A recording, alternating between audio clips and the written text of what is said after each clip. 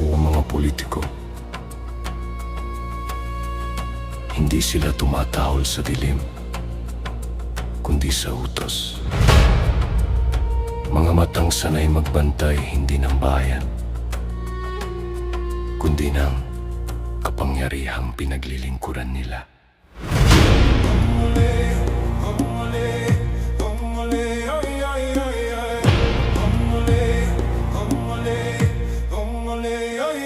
Sa bawat kanto ng bulwagang marmol, may mga yapak na sumusunod, mga buntot na laging nakataas kapag may paparating na amo. At sa bawat utos na ibinubulong, may pagiling na walang tanong, may pagsunod na walang isip. Mga aso na mga politiko, mabilis kumagat sa kritiko, mabilis tumahol sa inosente, mabilis sumunod sa kamay. Hindi nila iniintindi ang tama, tanging ang pakinabang. Sa lansangan sila ang ingay na pumipigil sa tinig ng bayan. Sa gabi sila ang aninong nagpapatahimik sa dapat magsalita.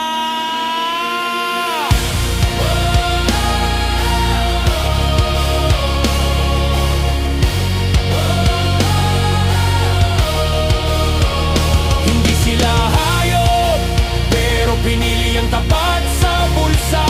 Sa bawat pag-ikot ng buntot, katotohanan ay nalilibing. Pero ang aso, kahit matapang, ay hindi kailanman hari. Kapag ang bayan ang tumahol, kapag ang tao ang kumagat.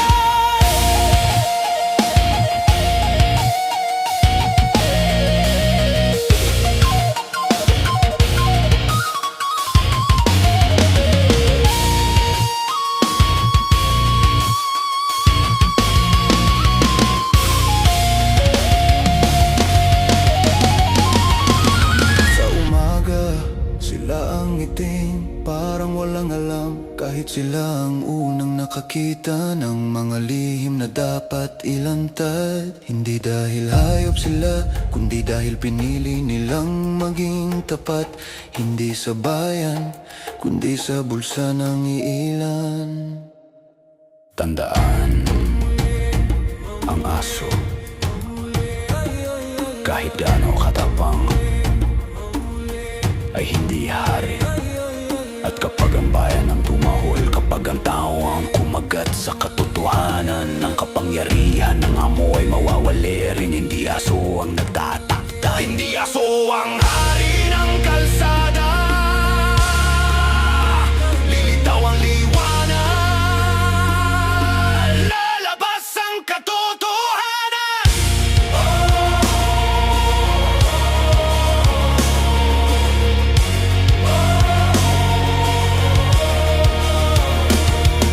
Kapag ang bayan ang tumahol, kapag ang tao ang kumagat,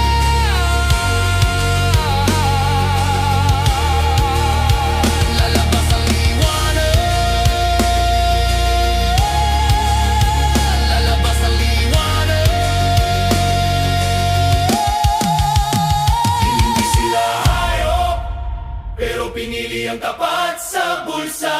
Sa bawat pag-ikot ng buntot, katotohanan ay nalilibing. Pero ang aso, kahit matapang ay hindi kailanman hari. Kapag ang bayan ang tumahol, kapag ang tao ang kumagat.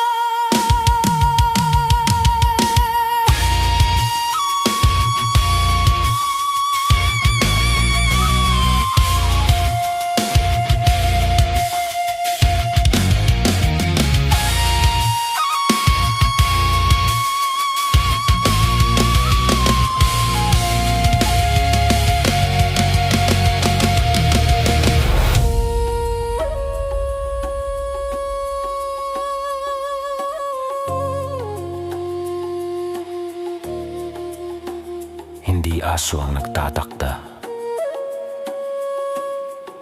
kundi ang taong handang lumaban para sa liwanag.